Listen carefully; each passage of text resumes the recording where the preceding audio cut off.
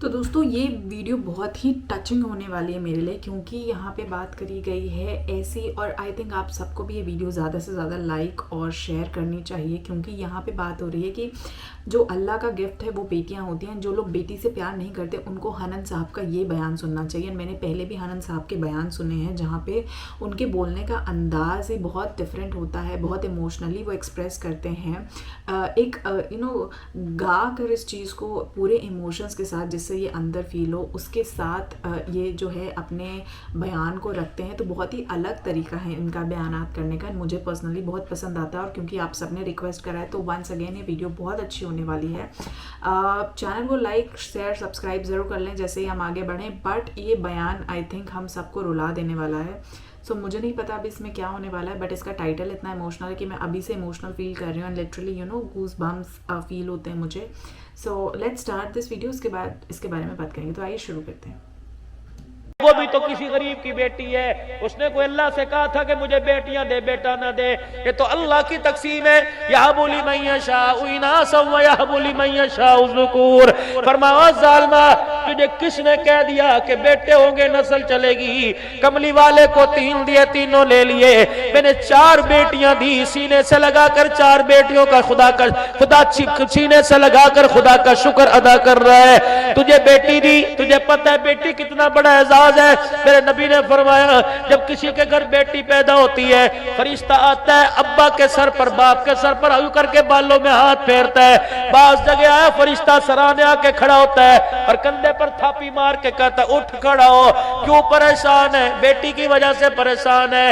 ये ज़हमत नहीं, खुदा की रहमत तेरे घर में आई है।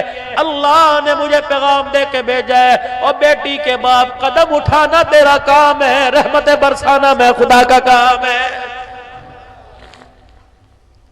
इस रीत को तोड़ दो। आज नौजवानों जो शादी के बंधन में बंधने वाले हो, मेरी माए बहनें दिए रानी है, आज खुदाए पाक की कसम है, अल्लाह से बेटी मांग लो, अल्लाह से बेटी मांग लो, अल्लाह से बेटी मांग लो। बेटा नेमत है, बेटी रहमत है। तेरे साथ दस्तरखान पे तेरे बर्तन के अंदर बैठकर तेरी बेटी ने उंगली डुबो के सालन में खा लिया, उस दस्तरखान का क़यामत के दिन अल्लाह हिसाब नहीं लेगा। बेटी पैदा हो गई, अल्लाह अकबर, रिश्तेदारों ने कहा उठ खड़ो, अल्लाह की मर्जी है, अल्लाह अगले साल बेटा देगा। आसमान वाला रब कहता यूं ना कह के अगले साल बेटा देगा, बेटा दूं तब भी मेरी मर्जी, बेटी दूं तब भी मेरी मर्जी। तो इधर मुबारकबाद देते, मुंह दुखता है, तेरे मुंह में छाले पड़ते हैं। मेरे नबी ने फरमाया जब बेटी दुनिया के अंदर आती है, अल्लाह अकबर, फरिश्ता आसमान से खुदा का सलाम लेके आता है, दूसरा फरिश्ता रोजे पाक से हुजूर की मुबारकबाद लेके आता है, बेटी के बाप तुझे मुबारक हो, तेरे घर पे खुदा का सलाम आया, मोहम्मद मुस्तफा के रोजे से मुबारकबाद आई है। पता था उम्मत के अंदर मर्ज आएगा, इसलिए मेरा नबी मिंबर पर आ गए। उंगली का इशारा कभी 4 का, कभी 3 का, कभी 2 का फरमाया जिसके 3 बेटियां हो उनकी तरबियत करे, फिर उनको ब्याह दे। कयामत के दिन जन्नत में इस तरह साथ होगा जिस तरह शहादत वाली उंगली साथ होती है, जिस तरह बीच वाली उंगली को शहादत वाली उंगली से कोई जुदा नहीं कर सकता। कयामत के दिन बेटियों के बाप को मैं मोहम्मद अरबी के साथ कोई जुदा नहीं कर सकेगा। इससे बड़ा और एजाज क्या है? अल्लाह की कसम, बेटी रहमत होती है, बेटी करम होती है, बेटी खुदा का फजल होती है। जिस घर के अंदर बेटी हुआ करती है, खुदा की रहमत आसमान से बारिश के कतरों की तरह बरसती है। अब इसका यह मतलब नहीं मैं बेटों की मुजम्मत कर रहा हूं, मैं बेटे कह रहा हूं कि बेटे नहीं होने चाहिए, बेटा भी होना चाहिए, लेकिन अपने बेटे को इस काबिल बना दे, अपने बेटे को इतनी तमीज सिखा दे, अपने बच्चे की इतनी अपने हाथों से तरबियत कर दे कि तेरा बेटा कयामत के दिन अल्लाह अकबर जन्नत का टिकट लेके तेरे हाथ में पकड़ा दे। मेरे चांद में आपसे गिला करके जाऊंगा, अगर ये मेरा गिला बनता है तो सर झुका के सुनना, अगर ये मेरा गिला नहीं बनता तो सर हिला के जवाब दे देना। तुम सुबह से लेकर दुकान पर जाकर मेहनत करके तुमने दुकान बना ली, कारखाने पर सुबह गए रात को आए तुमने कारखाना बना लिया, अपने खेतों में अपनी फसलों में गए मेहनत करके तुमने फसलें बना ली, लेकिन आए भी बदकिस्मती, तूने घर में अपना वक्त ना दिया, तूने अपनी नस्ल को ना बनाया। घर में वक्त बच्चों को देता, सुबह सुबह काम पर जाता, असर के वक्त अपने घर आता, फिर सारा शाम फिर सारी रात तक अपने घर में बैठता, अपने बच्चे को साथ लेके मस्जिद में आता, जब दुरूद पढ़ता अपने बच्चे से पढ़वाता, अपनी बच्ची से पढ़ाता। अल्लामा आलूसी रहमतुल्लाह अलैह अल्लाहु अकबर फरमाते हैं, अल्लामा आलूसी रहमतुल्लाह अलैह फरमाते हैं, मैं एक जगह अल्लाहु अकबर सफर पर गया, मुझे पानी की जरूरत पड़ी वुजू करने के लिए। एक छोटे से गोठ बिराड़ी के अंदर मुझे एक कुआं नजर आया, 4-5 कच्चे पक्के मकान उस कुएं के पास थे।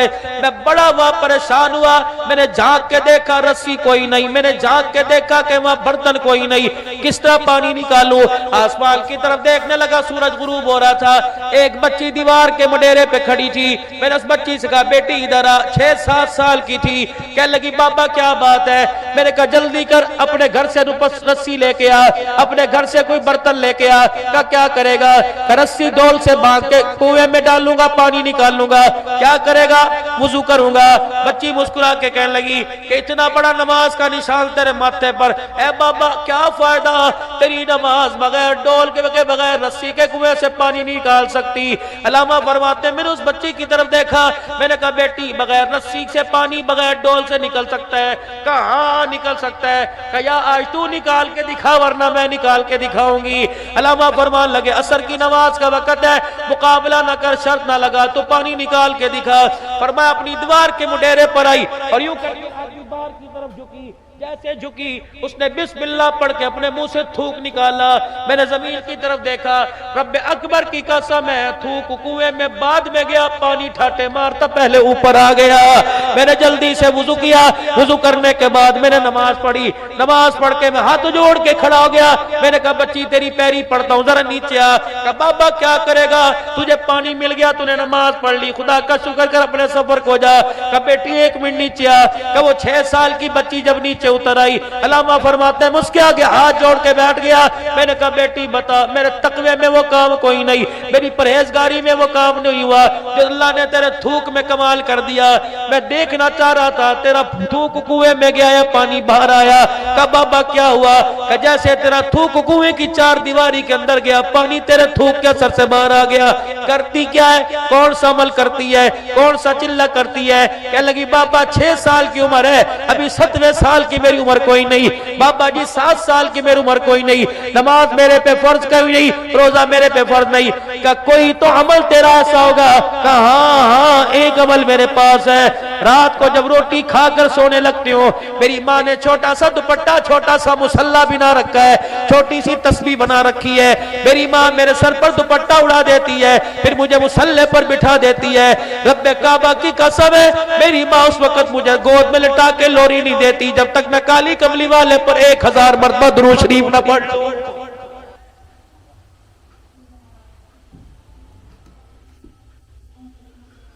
सो दोस्तों वाकई बहुत इमोशनल बयान था।